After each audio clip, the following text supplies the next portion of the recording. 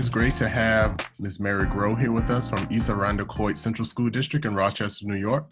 Hi, Mary, welcome. Hi, Dwayne. Thanks for having me this morning. Great. So tell us a little bit about East Irondequoit. Sure. East Irondequoit is a district in the suburbs of Rochester, New York. We're in the Finger Lakes region of New York, right on Lake Ontario. We're a school district of about 3,000 scholars, so a really nice size, a middle-sized school for us.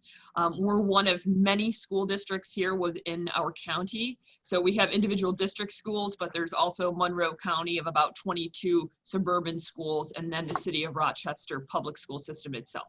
So a pretty cool school system, if you will. We're very proud of the work that we've done here in East Irondequoit. And again, we're very diverse, which is something also that we're incredibly proud of.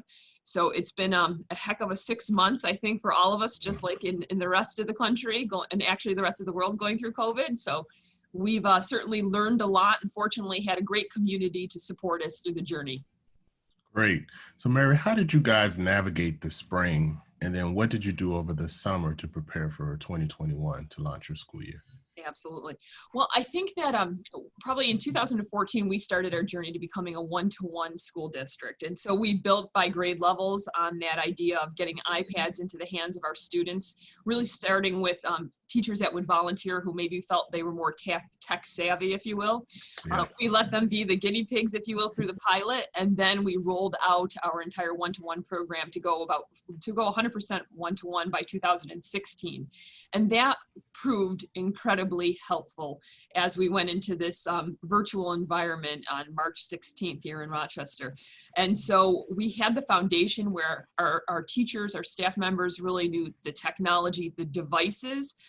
I think what we discovered was the way they were leveraging the technology was still really in that substitute level where they were using technology maybe to deliver things that they would normally deliver via paper, like worksheets or guided notes or something like that. And that wasn't a full scale, but that certainly proved to be the norm or the most typical. I think with the shutdown in March, it was great to have the infrastructure in place. It was great to be able to have a little bit of time to say, take all those devices, get them home, and we're going to pivot to this online environment. Not really sure at the time what a Zoom really was going to do or how it would impact us. I think what we also learned was that we were very glad that we had an LMS in place. We actually had two. We are a Schoology district, so we had the LMS of Schoology at our secondary level, really our grades 4 through 12. And then we had Seesaw for our youngest kiddos. And having those platforms was incredibly helpful because that was the place where our teachers put the video, they put the notes, they put all the things that we typically or may transmit via paper or in person. So that proved to be a game changer, if you will. And then again, like I said, a lot of our teachers had the professional development already in their toolkits, and so they knew how to use the technology. I think as we went through the shutdown, it was becoming more and more creative in how they were connecting with students and families remotely through the shutdown. And again, I think that really pushed them to be more risk takers, to really utilize technology in a different way, to try to move from the substitute level and become more creative. And that's just been a continuation. And I think having learned some of those things throughout the shutdown of the 3 months that we weren't face-to-face with students, having the additional 3 months of the summer, that really helped us focus on what we needed to do differently. And one of the big things I think that we pulled out of that is about a year ago, we moved to an Office 365 environment, but we were only using components of Office 365. We were really using the cloud-based function to move files from our local network to the cloud.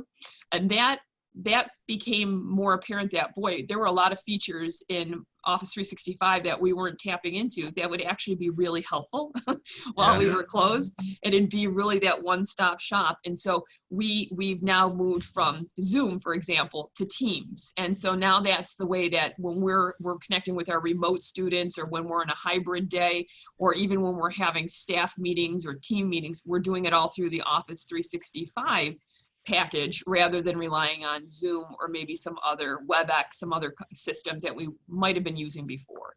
So I think we've gotten better. I think we've become much more focused on what the most important aspects are of a remote learning environment, so that we're connecting very efficiently with families. We're trying to help families move through some of the systems that they may not be familiar with. Part of that is really providing professional development, if you will. It's not necessarily professional development in the typical sense that we give staff, but trying to do what we call a help desk for our families.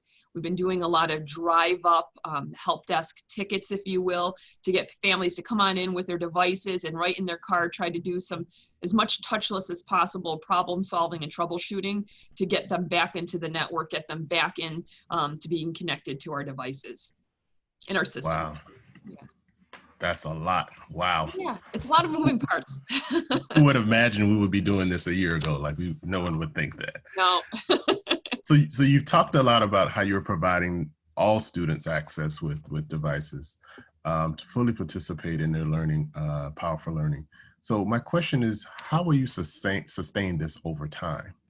That's a great question. And I think that for us in New York, there's a couple of factors that play into this, because I think what we've learned, there is a lot of value in a blended learning environment. We've seen students that through the shutdown actually excelled and really blossomed because they were able to learn from home. And I think that gave us a lot of pause, like this is the time to really change the way that we deliver school. It doesn't have to be that traditional school system we've been so used to for hundreds of years, because we're clearly not meeting the needs of all students, and therefore we're really not being equitable.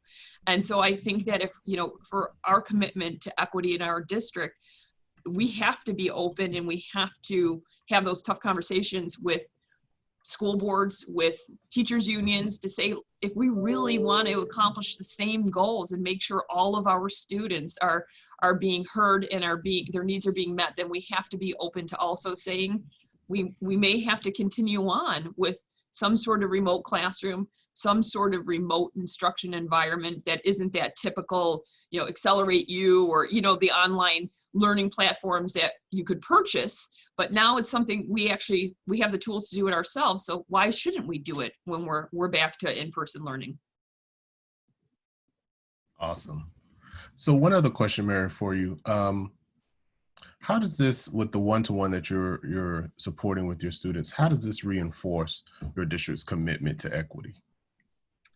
I think it's one more layer to equity that maybe we weren't thinking about in the past, And I think one of the big pieces, and we chatted just for a couple seconds before we started, was, we took it for granted that we were a one-to-one school district and how awesome that was for our students.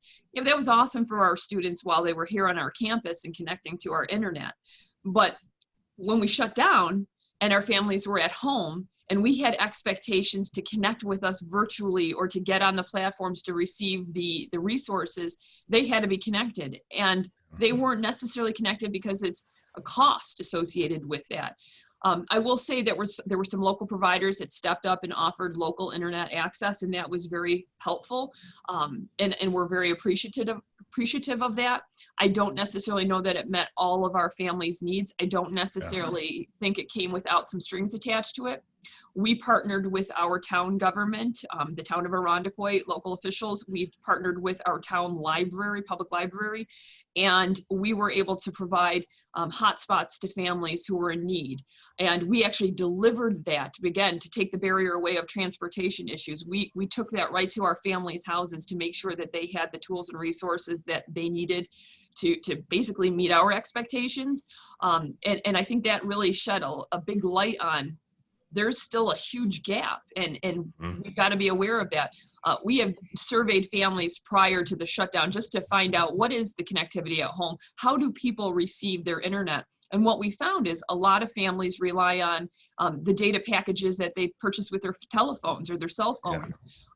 And no one expected a pandemic to shut us down and rely on it. And then we started really absorbing all that data from the families who were relying on cell phones to also rely on instructing and educating their child. And again, that created an equity gap. So really trying to be problem solvers, troubleshoot things, and also advocating for some longstanding change that can really continue after we're back to school in the traditional sense.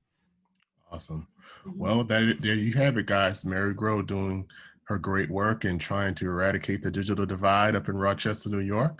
So we thank you so much. And any last parting words you would like to share with us? No, it's just there's been so many great things that have come with the change that is necessary because of COVID. And so again, I'm like probably the majority where I'm sick of hearing about COVID, but there really are some good things that we've learned and that we can certainly continue because they're worth doing for our students. Yeah, I've always said, like, we've learned so much during this pandemic, and I hope we don't go backwards after this Likewise. is all over. So thank you, Mary, and wish you Godspeed and continue to do well in Rochester. Likewise. Take care. Thank you.